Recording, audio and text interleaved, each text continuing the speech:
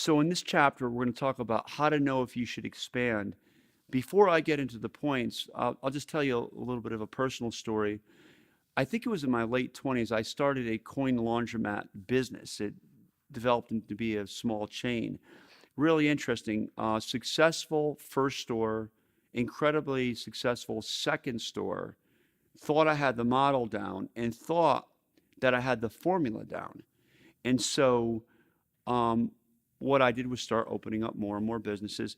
Really interesting. By I think maybe the fourth or fifth time, we tried to open a store in an area where there just wasn't enough demand. There were too many laundromats for the population. And moreover, there wasn't really demand for the type of laundromat we were running for that area. So it's a cautionary tale in expansion generally. There's lots of mishaps you can make. You can think that you have the model down and you got the formula down, that you can uniformly apply it.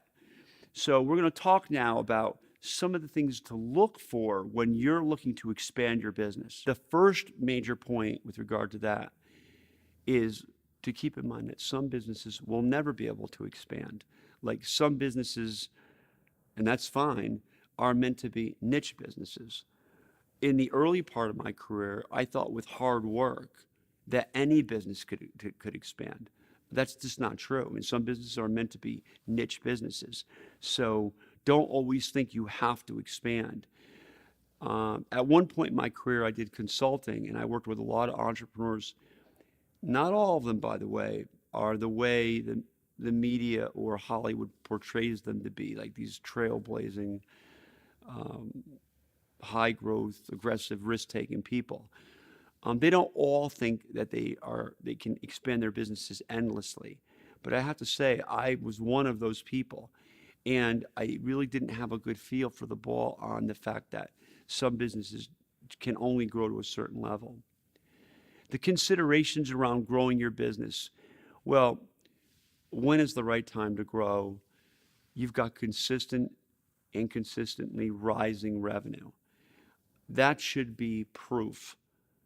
In other words, as I have gotten more experience, I look to the market, I look to the customer as the arbiter of whether or not I can expand. If you're increasing your revenue and you're not having to drive the business incredibly hard to get that increase in revenue, it might be a time to expand.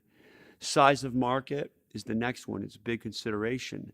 It goes back to the point that I mentioned before that um, whether or not you can expand might be a function of your product quality. It could be a function of rising revenue, but it's definitely a function of the size of your market. Markets have sizes, and you have to look at how large that pile of money is and how much you can get of it, and that will dictate whether you can expand. With regard to size of market, it's incredibly difficult with the scope of this course to tell you exactly when to expand. There's going to be judgment and common sense. There's going to be experience.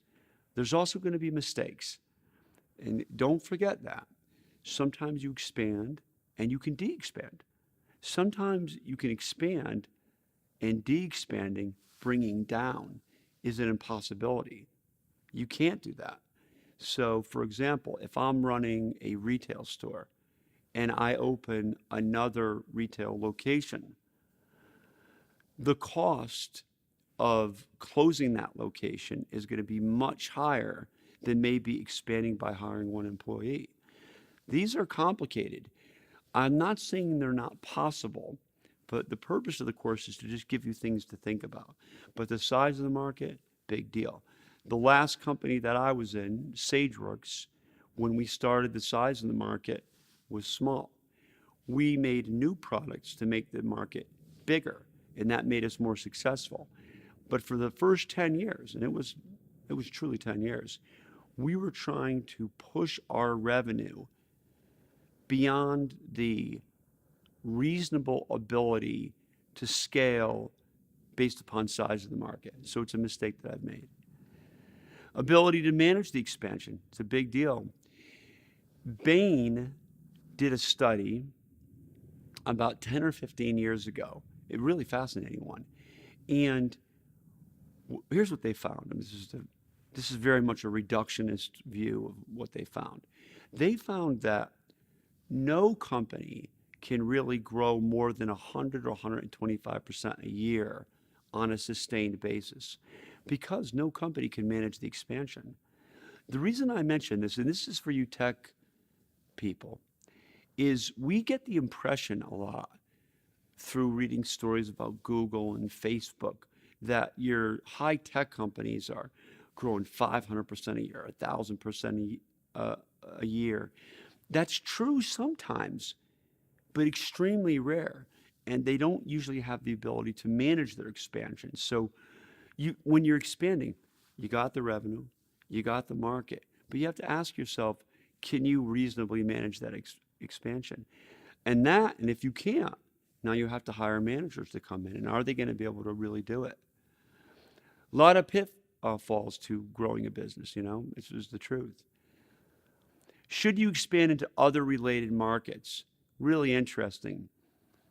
I don't like painting entrepreneurs as holograms or as memes.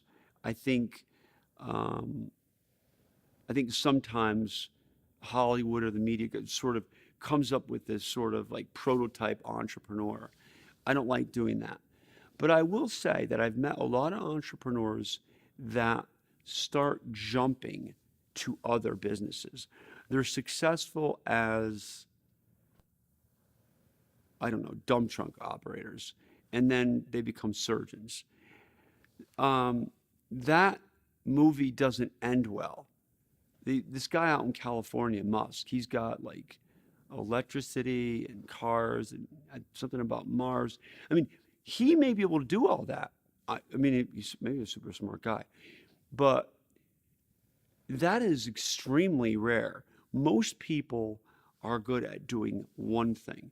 So if you're going to expand, what we recommend is expanding in a related market. In other words, a market that is tangential or related to your market.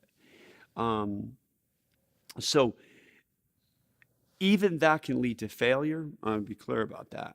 But if you expand into other markets, stay in something that's complementary to your business, something that, if you lace that business with your product, the whole thing becomes better. It's a 1 + 1 = 4 type of deal. That is rare, but it can happen.